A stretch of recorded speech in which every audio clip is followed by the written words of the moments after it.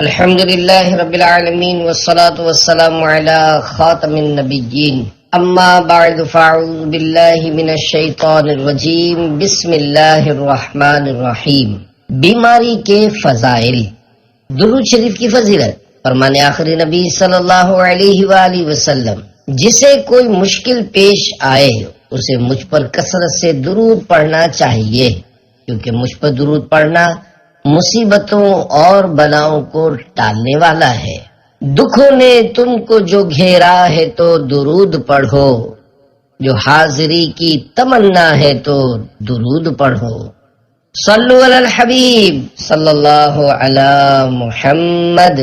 حالت مرض میں صحت والی نیکیوں کا ثواب۔ صحابی رسول حضرت عبداللہ بن مسعود رضی اللہ عنہ فرماتے ہیں، میں رسول اللہ صلی اللہ علیہ وآلہ وسلم کی خدمت میں حاضر تھا کہ آپ صلی اللہ علیہ وآلہ وسلم مسکرائے۔ ہم نے عرض کیا، یا رسول اللہ صلی اللہ علیہ وآلہ وسلم، آپ کس چیز کے سبب مسکرائے؟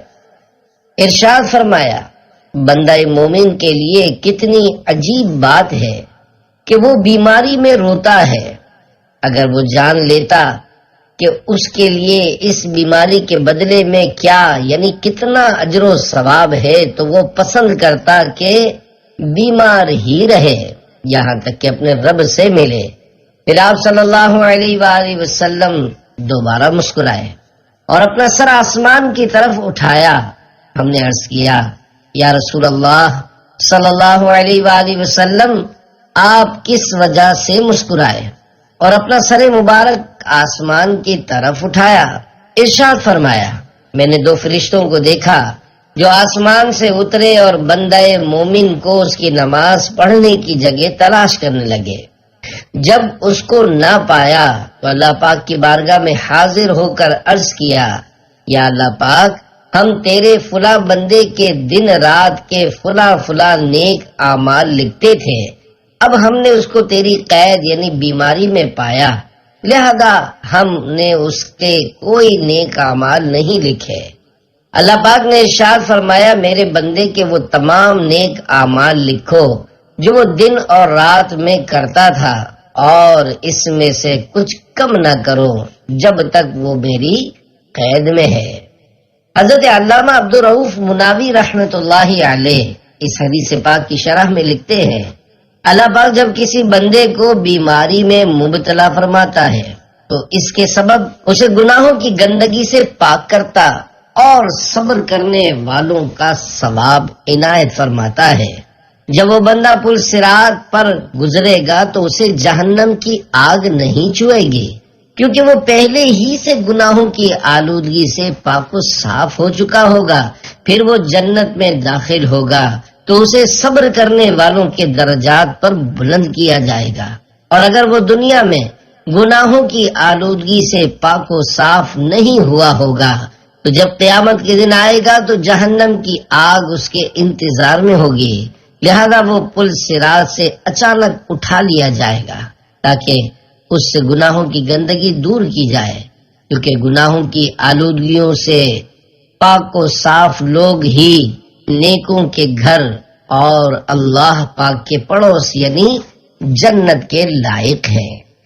پیارے پیارے اسلامی بھائیوں، اس روایت سے تندرست لوگوں کو ترغیب حاصل کرنی چاہیے کہ وہ تندرستی کی حالت میں زیادہ سے زیادہ نیک اعمال کی عادت بنائیں، فرض نمازوں کے ساتھ ساتھ نوافل کی کثرت کریں، اٹھتے بیٹھتے چلتے پھرتے ذکر و درود کرتے رہیں، فرض روزوں کے ساتھ ساتھ نفل روزے رکھنے کی بھی عادت بنائیں۔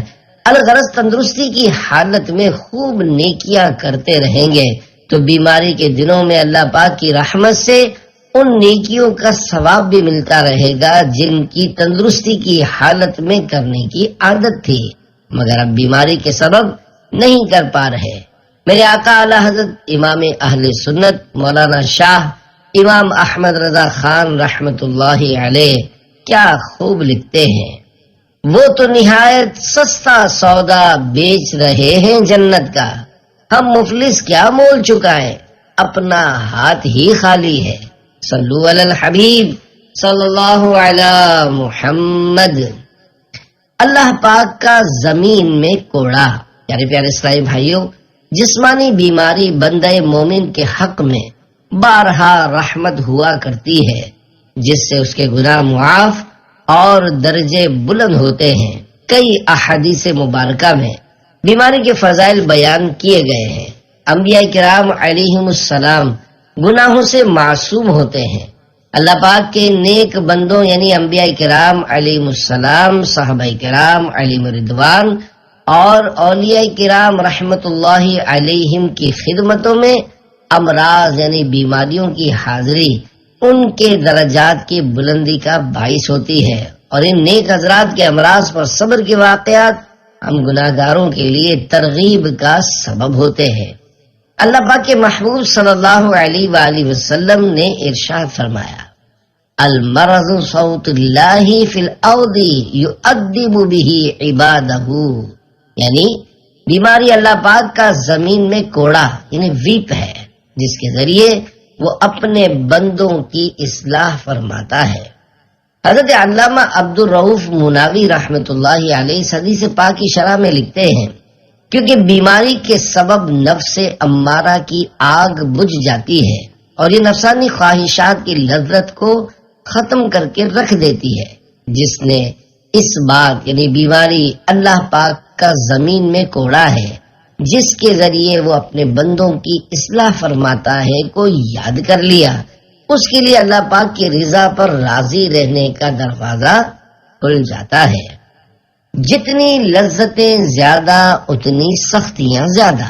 اے عاشقان رسول، خوشی ہو یا غمی، بیماری ہو یا تندرستی، ہمیں ہر حال میں اللہ پاک کی رضا پر راضی رہنا چاہیے، اور صبر کا ذہن بنانے کے لیے یہ سوچنا چاہیے کہ اگر اس دنیاوی مصیبت میں مبتلا ہو کر آخرت میں ملنے والی سزا ابھی دنیا میں دی جا رہی ہے تو خدا کی قسم بڑے سستے میں چھوٹ رہے ہیں، کیونکہ آخرت کا عذاب کسی سے برداشت ہو نہیں سکتا۔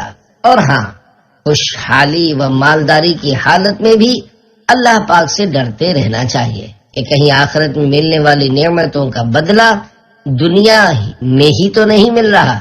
طرح طرح کی لذیذ ڈشیں کھانے والوں، عالی شان مکانات بنانے والوں اور خوب عیش کی زندگی گزارنے والوں کو بہت زیادہ ڈرنا چاہیے۔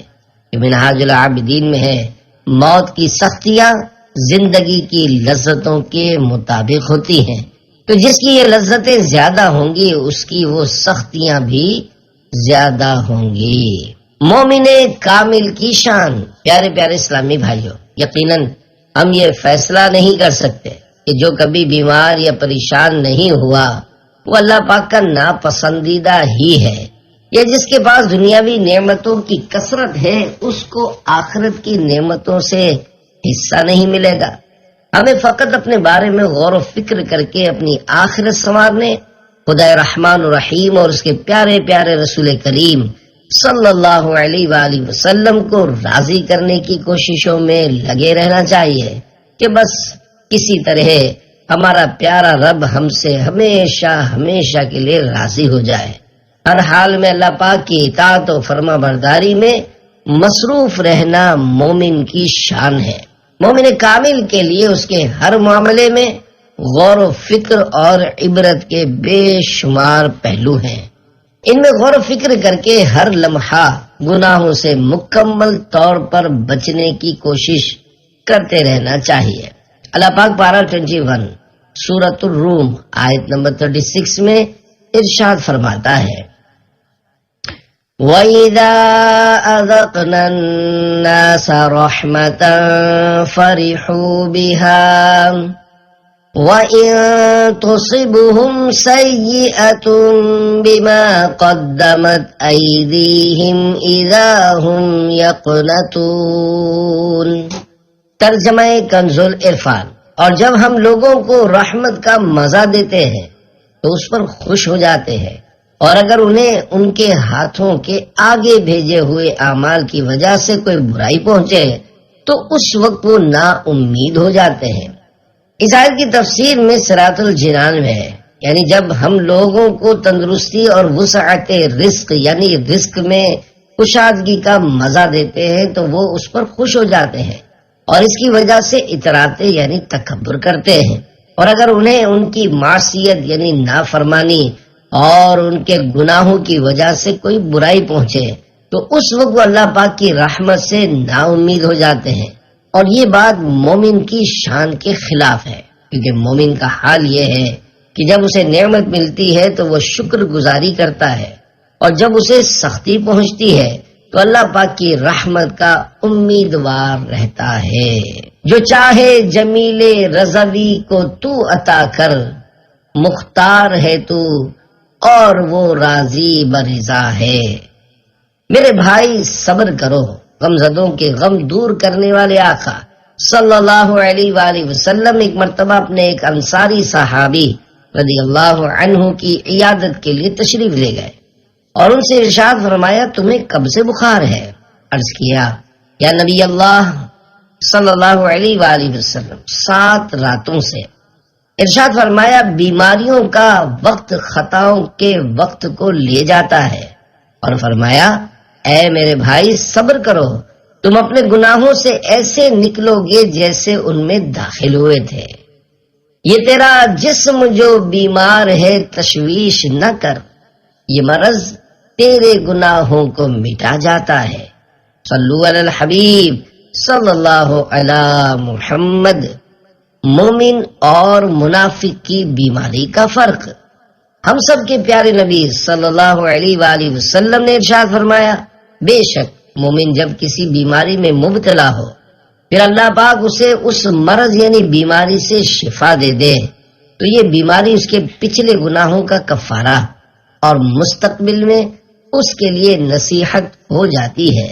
اور منافق جب بیمار ہو پھر اسے عافیت ملے تو وہ اس اونٹ کی طرح ہوتا ہے جسے اس کے مالک نے باندھ کر کھول دیا ہو، جو نہیں جانتا کہ اسے کیوں باندھا گیا اور کیوں چھوڑا گیا۔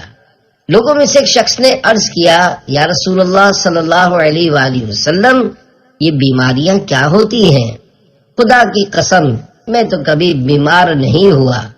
ارشاد فرمایا ہم سے دور ہو جا، تو ہم میں سے نہیں یعنی ہمارے طریقے پر نہیں۔ حضرت علامہ مولانا مفتی احمد یار خان رحمت اللہ علیہ اس حدیث پاک کی شرح میں فرماتے ہیں مومن بیماری میں اپنے گناہوں سے توبہ کرتا ہے، وہ سمجھتا ہے کہ یہ بیماری میرے کسی گناہ کی وجہ سے آئی اور شاید یہ آخری بیماری ہو جس کے بعد موت ہی آئے، اس لیے اسے شفا کے ساتھ ساتھ مغفرت بھی نصیب ہوتی ہے۔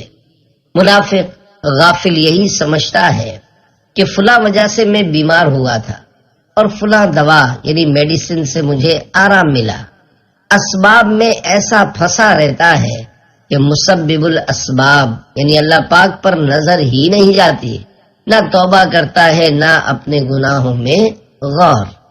یہ شخص جس نے یہ کہا میں تو کبھی بیمار نہیں ہوا منافق تھا، جس کا کفر پر مرنا حضور صلی اللہ علیہ وآلہ وسلم کے علم میں تھا، اس لیے اس سختی سے اسے یہ جواب دیا۔ بعض روایات میں ہے کہ اس موقع پر حضور صلی اللہ علیہ وآلہ وسلم نے یہ بھی فرمایا کہ جو دوزخی کو دیکھنا چاہے وہ اسے دیکھ لے، ورنہ حضور صلی اللہ علیہ وآلہ وسلم سراپا اخلاق ہیں، محض بیمار نہ ہونے پر ایسی سختی نہ فرماتے۔ اس سے معلوم ہوا کہ حضور صلی اللہ علیہ وآلہ وسلم کو رب نے لوگوں کے اچھے برے انجام کی خبر دی ہے۔ امام شرف الدین حسین بن محمد طیبی رحمت اللہ علیہ فرماتے ہیں جب بندہ مومن بیمار ہوتا ہے اور پھر تندرست ہوتا ہے تو ہوشیار ہو جاتا ہے اور جان لیتا ہے کہ اس کی بیماری اس کے پچھلے گناہوں کو دور کرنے کا سبب تھی، لہذا وہ شرمندہ ہوتا ہے اور آئندہ گناہوں کی طرف نہیں بڑھتا جس طرح پہلے اس سے گناہ ہوئے ہوتے تھے، لہذا یہ بیماری اس کے پچھلے گناہوں کا کفارہ ہو جاتی ہے۔ بیماری رحمت ہے۔ حضرت سہل بن عبداللہ تستری رحمت اللہ علیہ فرماتے ہیں جسمانی بیماری رحمت ہے جبکہ دل کی بیماری سزا ہے۔ پیارے پیارے اسلامی بھائیوں، جسمانی بیماریاں باعث رحمت اور گناہوں کی بیماری باعث ہلاکت ہے۔ یقین مانیے، فلمیں ڈرامے دیکھنا، گانے باجے سننا، رشوتوں کا لین دین کرنا، سودی و حرام ذرائع سے مال کمانا یا لقمہ حرام کھانا ایسی بدترین بیماری ہے جو کینسر اور دیگر جان لیوا بیماریوں سے کئی گنا زیادہ خطرناک یعنی ڈینجرس ہے، کیونکہ جسمانی بیماری زیادہ سے زیادہ جان لے گی، جبکہ گناہوں کی بیماری سے ایمان برباد ہو سکتا ہے، اور سر سے لے کر پاؤں تک جسمانی بیماریوں میں مبتلا شخص کفر کی بیماری میں مبتلا ہونے والے سے بہت کم نقصان میں ہے، کیونکہ کفر پر مرنے کی صورت میں ہمیشہ ہمیشہ کے لیے عذاب جہنم کا سامنا ہوگا، جو کہ ناقابل برداشت ہے۔ ہر وہ تکلیف دہ چیز جس کا تصور کیا جائے اس یعنی اللہ پاک کے بے انتہا عذاب کا ایک ادنا یعنی معمولی حصہ ہے۔ مثلا کسی آلے سے زندہ انسان کے ناخن کھینچ لینا، کسی پر چھریوں اور لاٹھیوں سے ضربے لگانا، کسی کے اوپر وزندار گاڑی چلا کر اس کی ہڈیاں چکنا چور کر دینا، کسی کے سر کے بال پکڑ کر اس کے کھلے منہ میں بندوق کی گولی چلا دینا، آدھا کاٹ کر نمک مرچ چھڑکنا، زندہ کھال ادھیڑنا، بغیر ہوش کیے آپریشن کرنا، یا مختلف بیماریوں کی تکالیف مثلا سر درد، بخار، پیٹ کا درد یا خطرناک بیماریاں مثلا دل کا دورہ یعنی ہارٹ اٹیک، سرطان یعنی کینسر، گردے کی پتھری کا درد، خارش، شدید گھبراہٹ وغیرہ وغیرہ، جو بھی امراض یا مصائب و آلام دنیاوی جن کا تصور ممکن ہے وہ جہنم کی تکلیفوں کے مقابلے میں کچھ بھی نہیں۔ بالفرض دنیا کی ساری بیماریاں اور مصیبتیں کسی ایک شخص پر جمع ہو جائے تب بھی جہنم کے سب سے ہلکے عذاب کے برابر نہیں ہو سکتی۔ ہم اللہ پاک کی بارگاہ میں دعا کرتے ہیں کہ وہ ہمیں ایک لمحے کے کروڑویں حصے کے لیے بھی کفر کی بیماری میں مبتلا نہ فرمائے، بلکہ ہمیں گناہوں کی بیماری سے بھی محفوظ فرمائے، کیونکہ گناہ کفر کے قاصد ہے۔ نسأل اللہ العفو والعافیہ، یعنی ہم اللہ پاک سے معافی و عافیت کا سوال کرتے ہیں۔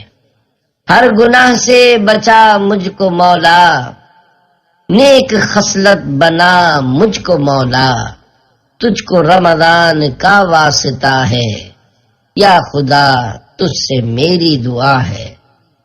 بیمار ہوئے بغیر موت، اللہ پاک کے پیارے پیارے آخری نبی مکی مدنی محمد عربی صلی اللہ علیہ وآلہ وسلم کے زمانے یعنی ظاہری حیات مبارکہ میں ایک صاحب فوت ہوئے تو کسی نے کہا اسے مبارک ہو کہ وہ کسی مرض میں مبتلا ہوئے بغیر فوت ہو گیا۔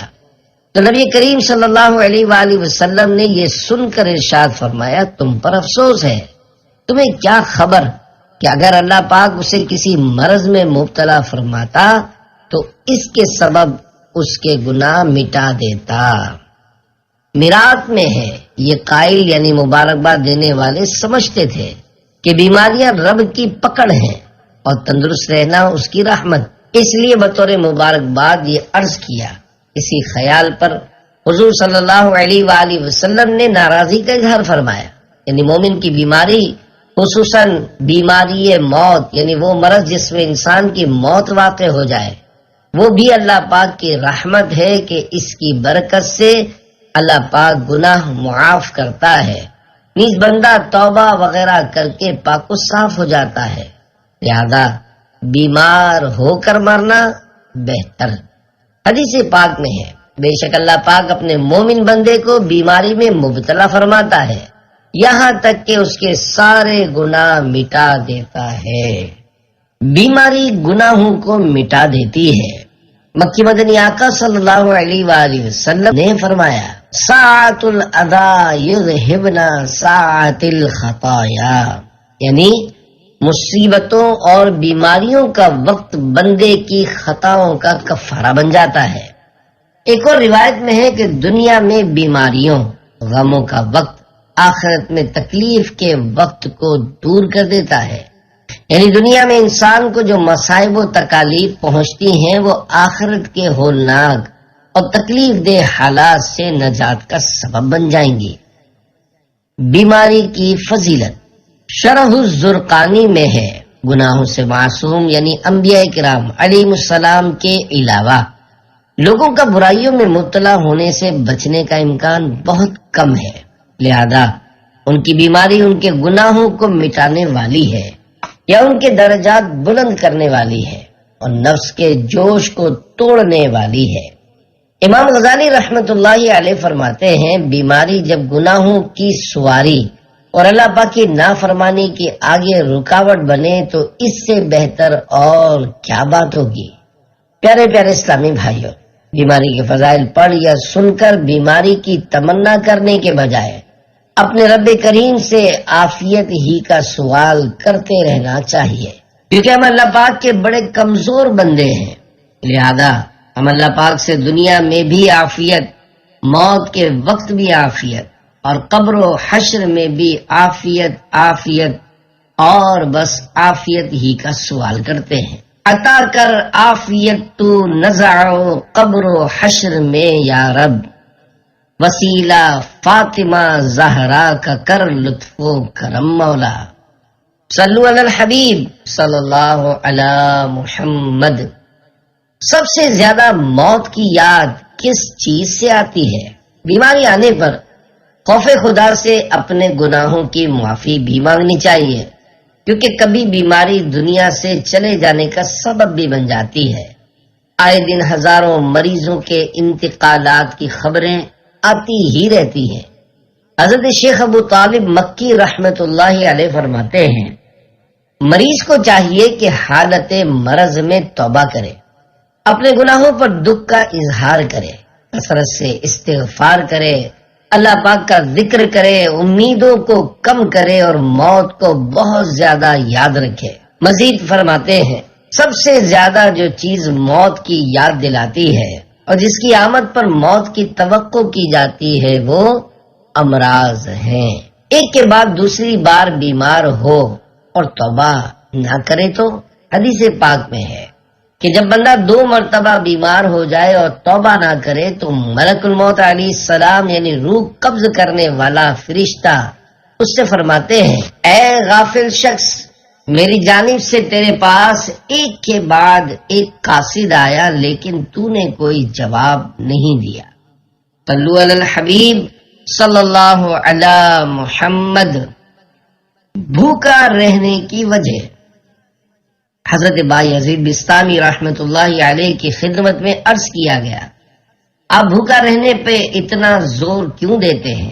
ارشاد فرمایا، اگر فرعون بھوکا ہوتا تو کبھی خدائی کا دعویٰ نہ کرتا، اور اگر قارون بھوکا ہوتا تو کبھی سرکشی و نافرمانی نہ کرتا۔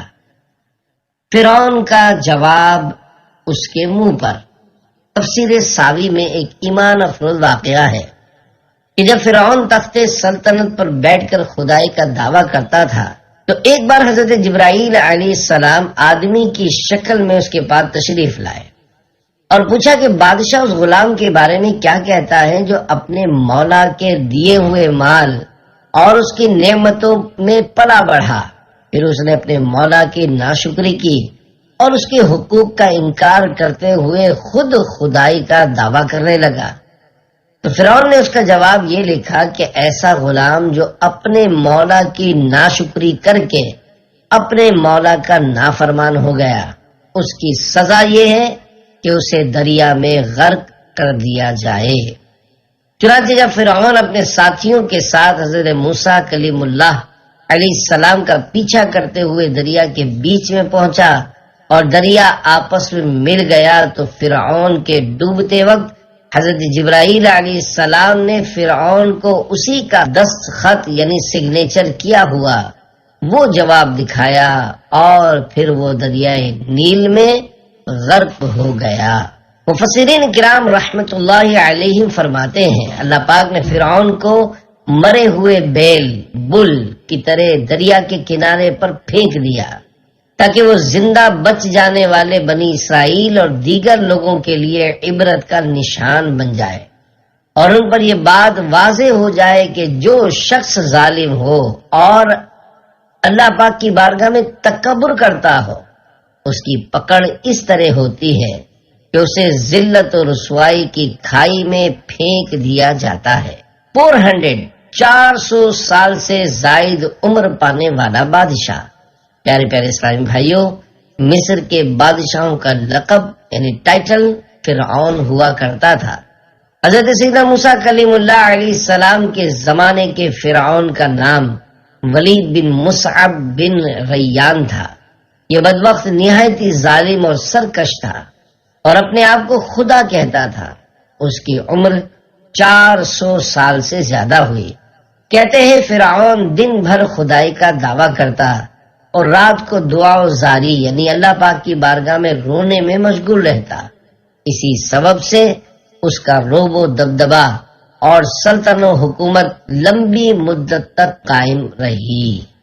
فرعون کی محرومی۔ حضرت بی بی آسیہ رضی اللہ عنہا نے، جو کہ فرعون کی بیوی تھی، جب دریا میں بہتے ہوئے ایک صندوق یعنی باکس کو دیکھا اور اس میں چاند سا چہرہ چمکاتے ہوئے بچے پر نظر پڑی جو حضرت موسیٰ کلیم اللہ علیہ السلام تھے، تو فرعون سے کہا قرۃ عین لی ولک لا تقتلوہ۔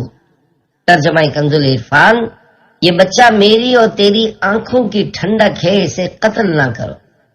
تو فرعون نے کہا تمہارے لیے ٹھنڈک ہوگی، مجھے اس کی کوئی ضرورت نہیں۔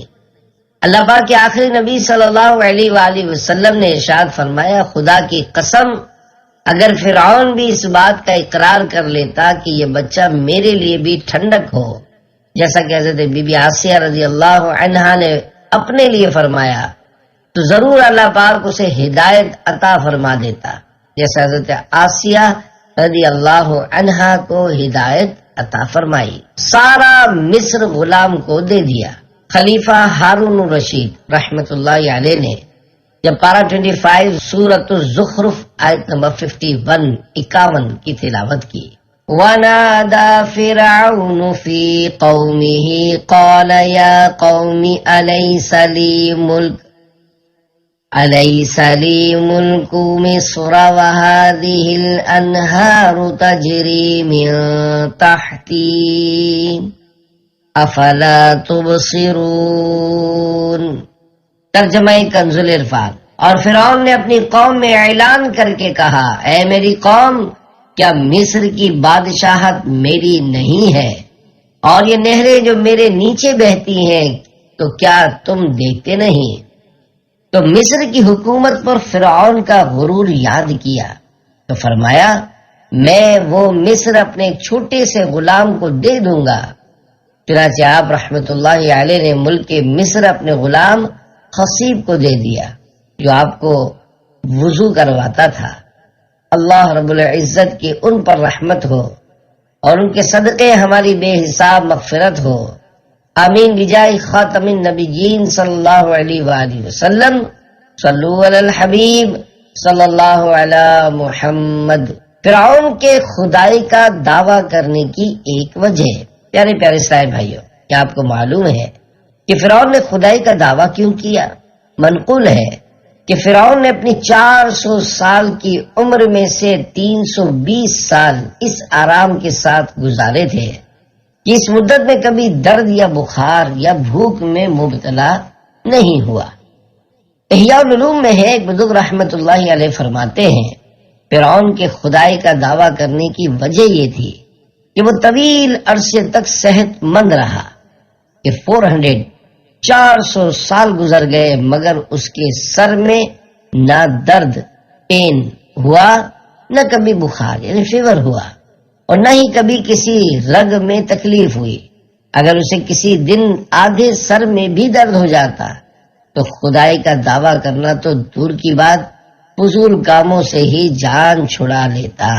اللہ پاک کی خفیہ تدبیر سے غافل شخص۔